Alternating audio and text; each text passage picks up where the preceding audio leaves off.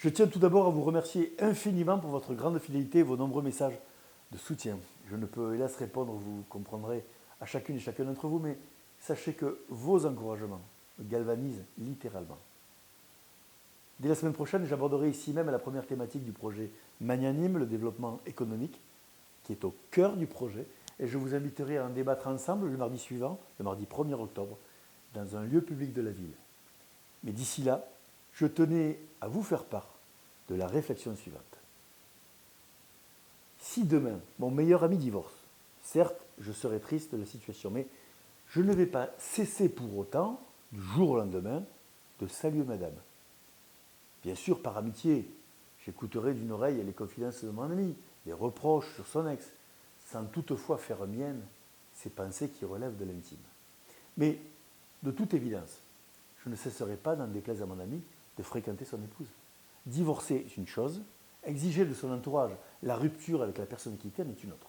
Eh bien, comme tout un chacun, j'ai pris acte, voici bientôt 2 ans, du divorce entre Jean-Paul Fournier et Yvan Lachaud. Et depuis, dire que la garde partagée entre l'AGO et la mairie n'a pas fonctionné est un doux euphémisme.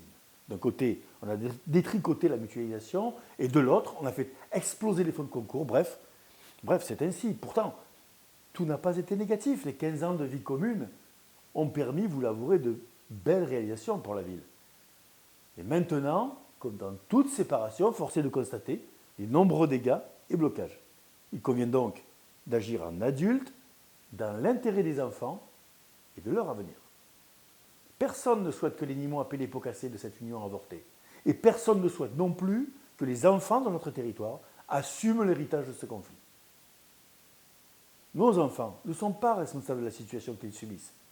Pourtant, le risque est bien réel, croyez-moi. Si la situation continue de s'enliser, le juge des urnes pourrait bien, en mars prochain, confier l'avenir des enfants à de sombres inconnus. Tel est donc le sens de mon engagement. Avec le projet Magnanime, nous agissons en émissaire de la paix. Je l'annonçais depuis le début de mon engagement.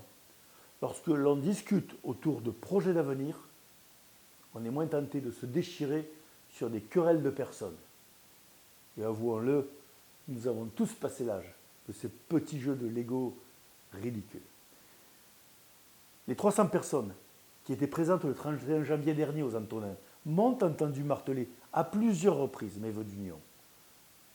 Et vous savez, depuis ces derniers mois, j'ai rencontré beaucoup de monde. Bien sûr, prioritairement les Nîmoises et les Nîmois, dans tous les quartiers de la ville, mais aussi de nombreux responsables politiques et décideurs. Ici, à Nîmes, mais également à Arles, à Montpellier, à Toulouse, Paris.